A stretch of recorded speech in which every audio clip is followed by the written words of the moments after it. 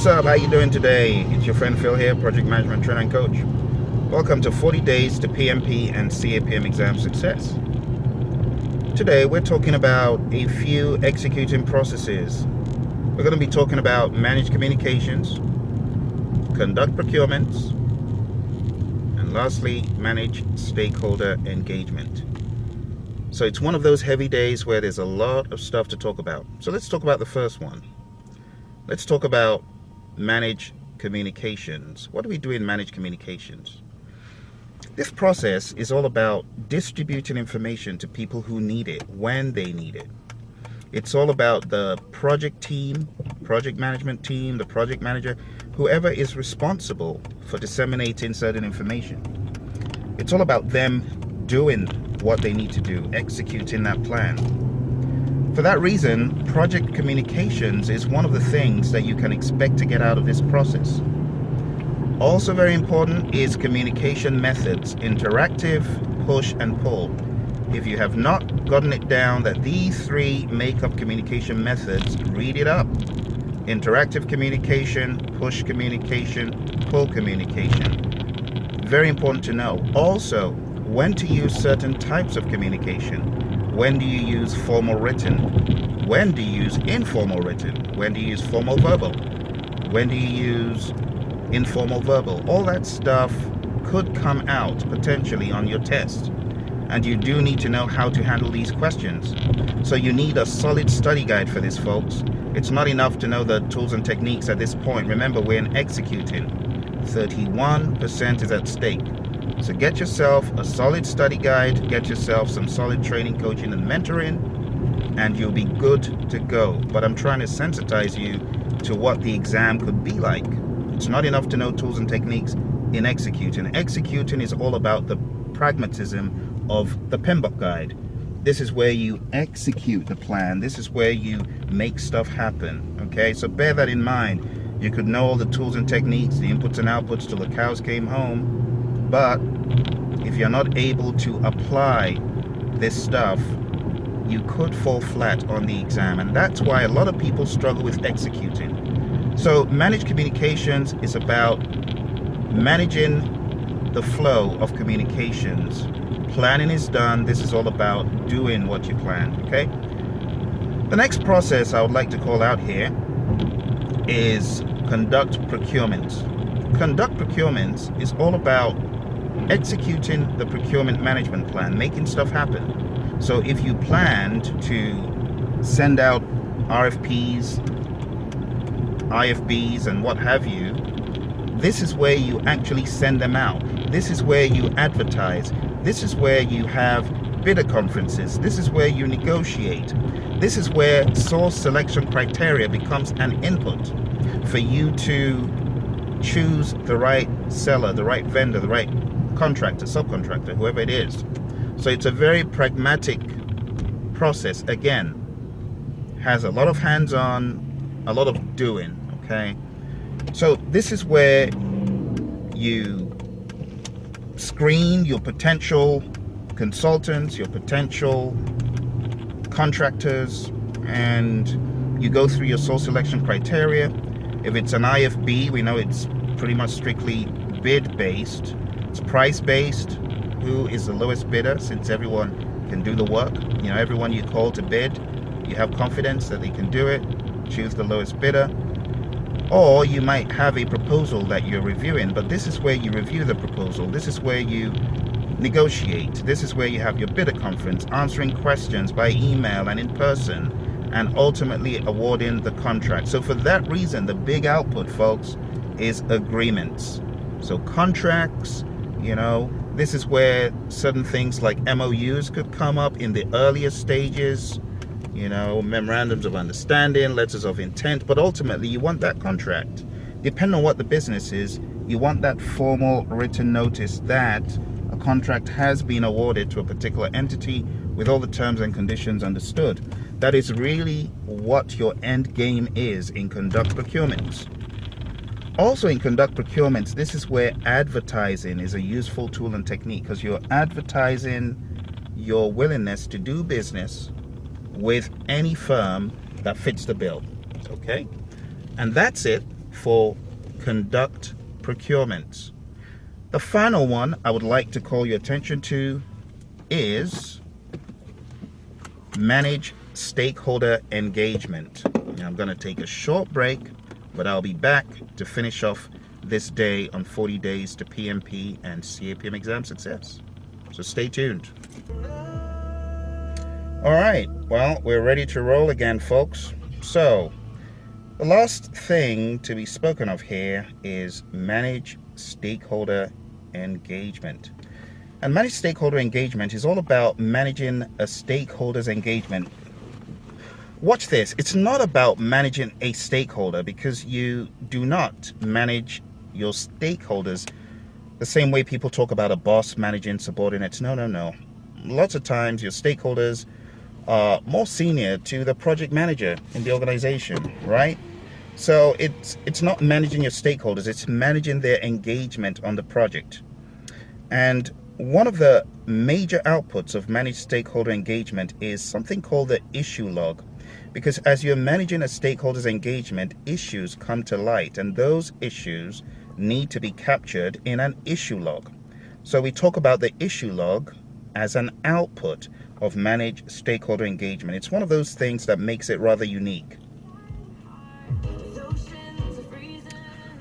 So manage stakeholder engagement is the process where the project manager is proactively managing a stakeholder's engagement, commitment, focus on the project. Whatever you need to do to get those stakeholders more focused, more engaged, you are doing it.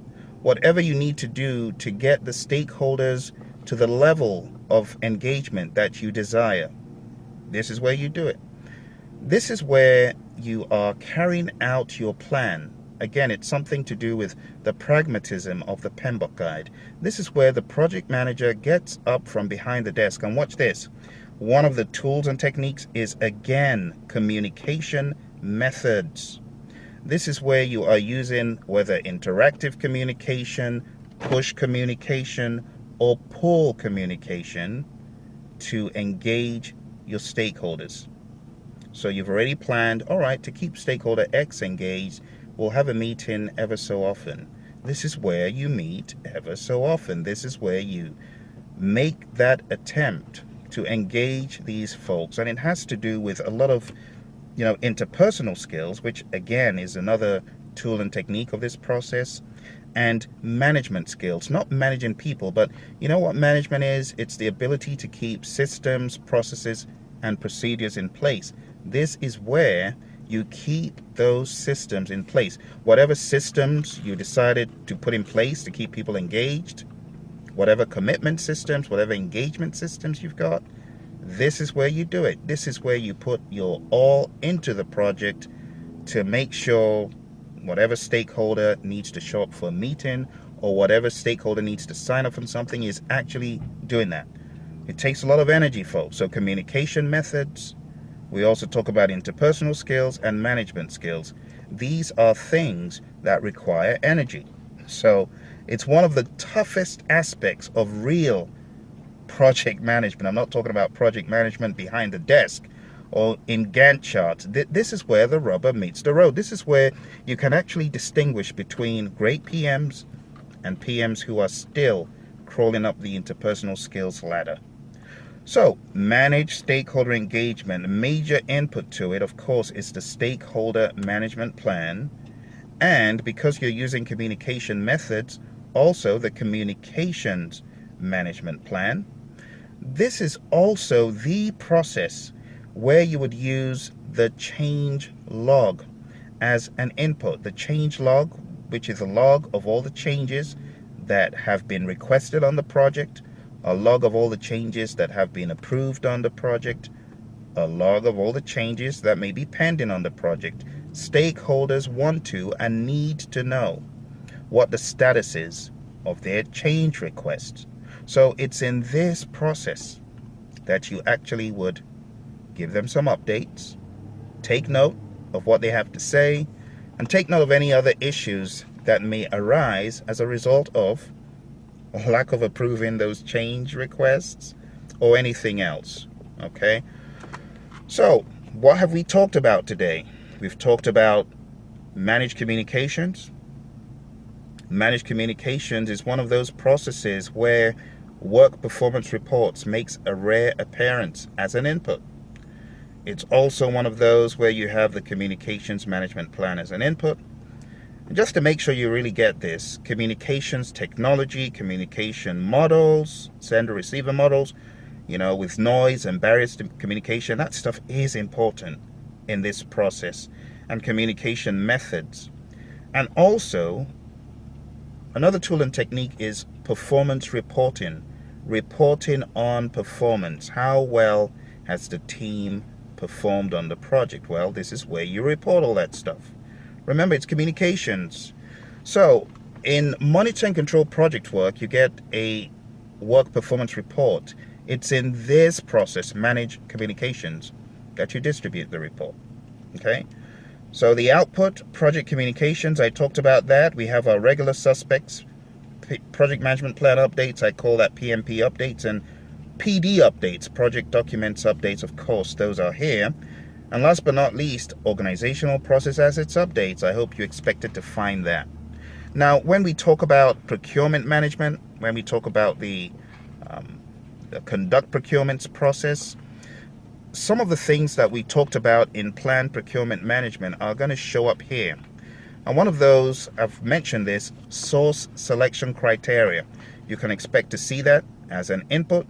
Seller proposals, because you're getting proposals from sellers that need to be reviewed, that need to be perhaps negotiated. Procurement management plan would be an input. And something called procurement documents, so your IFPs, IFBs, ITNs, IFNs, all that stuff. Okay, let me get a move on here, because I need to get a move on. But before we round up today's lesson, I would like to call out a few more things from conduct procurements that is kind of important. So some of the tools and techniques: bidder conference, proposal evaluation techniques. Of course, you're evaluating those proposals, so you would need that. Independent estimates. It's not enough to get an estimate from a prospective seller. You want to take a look at those estimates, maybe from a third party, juxtapose them and see if they truly make sense.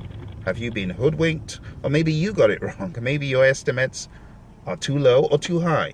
So independent estimates from a third party, they kind of help. Expert judgment, regular one.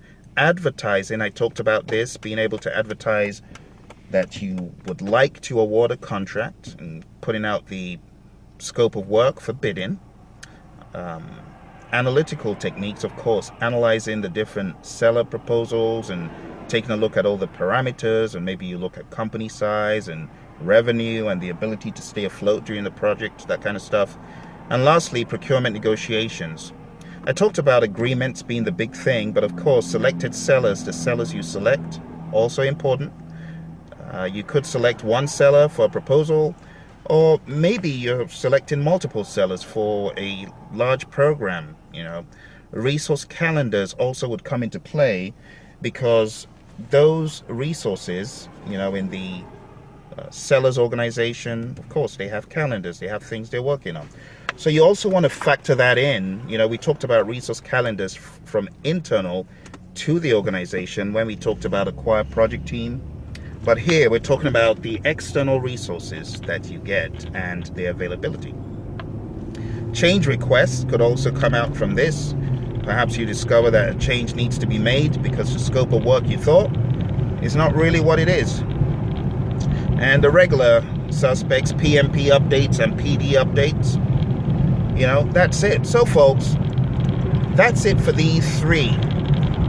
And they come from different knowledge areas, so you're going to have to put a little bit more work in to get this stuff under your belt. Manage communications, conduct procurements, and manage stakeholder engagement.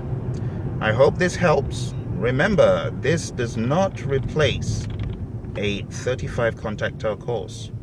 So, I would advise visit Praizion.com. Also, check out the CDs, the PDFs, the MP3s and MP4s we've got on Praizion.com. Got a whole lot of study aids for you. And remember, don't skip the days.